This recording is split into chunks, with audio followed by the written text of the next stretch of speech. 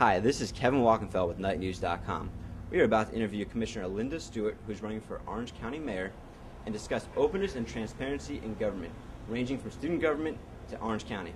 Why is transparency and openness important to you? Our public depends on us to do business openly and fairly, and the only way that we can prove to the public that this is being done is to be open and transparent. So it's our duty to our constituents to be open and to provide all the information that is available to us should also be available to the public. The student government president makes nearly $20,000 a year.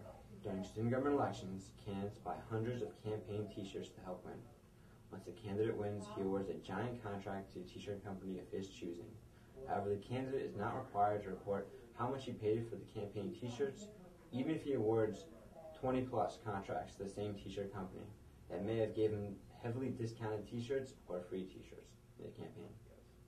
Well, I would think the whole student body, and particularly the student government, would see through this and realize that in fairness they really need to review their policies. And it shouldn't be that one person selects what happens, because that's where you run in afoul. Does this raise any concerns to you about possibly pay-to-play scenarios? Does the county have any measures in place to minimize issues like this? So I suggest that the student government get together and put policies in place that make it fair for everybody to compete.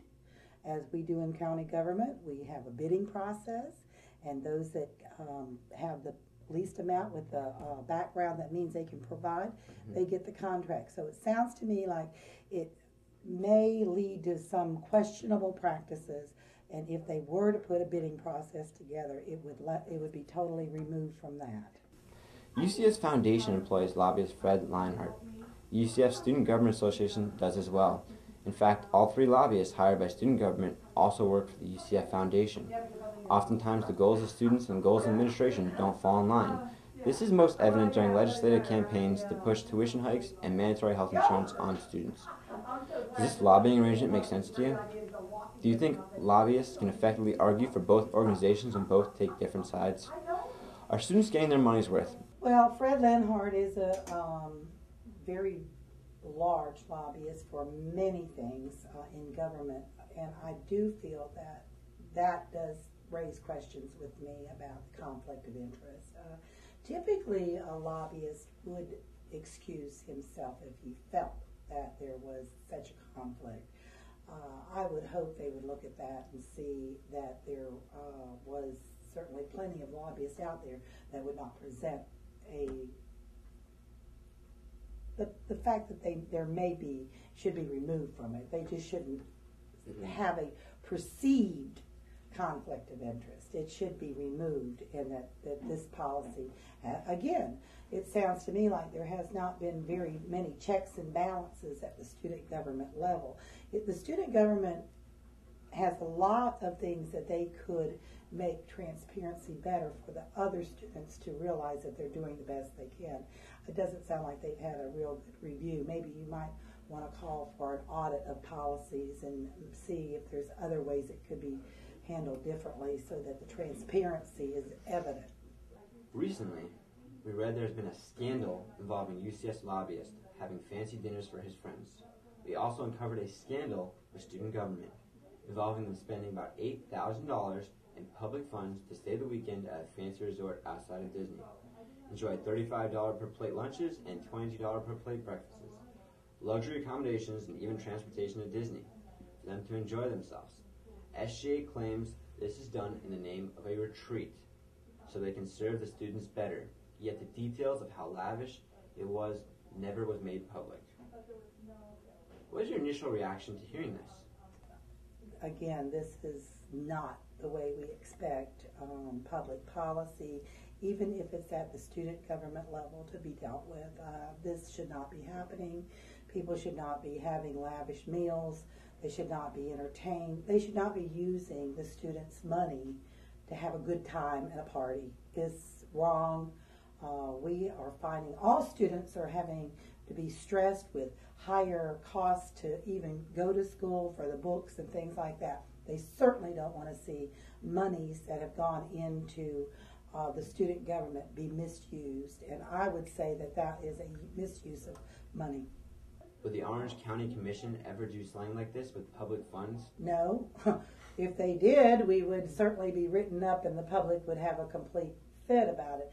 It's not as if it hasn't been done in the past, and it hasn't been that we have now made ethics rules stricter, stronger, in order to prevent some of these things from happening. We're not allowed to, for instance, have any more than $35 meal. So, you know, there's policies that should be put into place that does not have misuse of public money. And I consider that public money because it does come from the students who attend the school. Why do you think student politicians and even grown-ups in Orange County get their hands caught in the cookie jar like this?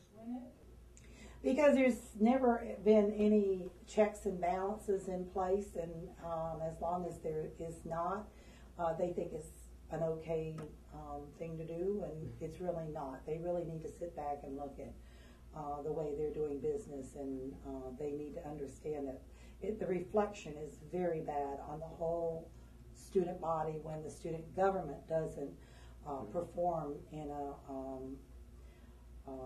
transparent way. Please feel free to add anything else you'd like to talk about. You know, all of these things that you've raised is very disturbing to me. I think that the students themselves should pay closer attention to who they're electing, ask the questions before the person is put into place about how the money was received, what types of pay-to-play offers that were made. They need to know that before they go in and vote. But I know student government is a bit different than elected government where I sit in the county commission, but it sounds to me like an awful lot of indiscretions are allowed to happen that should not be happening with public money. Also, feel free to explain why the Orange County Mayor is important to UCF and the impact whoever wins can have on students.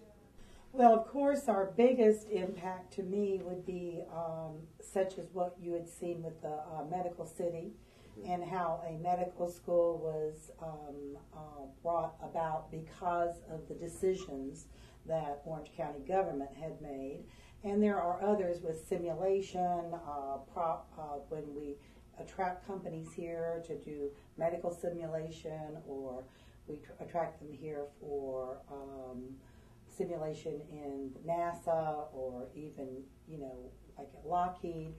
Those types of businesses allows the government and the students in UCF to have further opportunities for work. And that's what the students need the most, is they need to be able to take their education in engineering school or wherever they're in medical school and be able to get the most out of it, but then also have a job for them when they get out. So government is very important to the students at UCF. Thank you for your time, Mr. Stewart. I really appreciate it. Sure.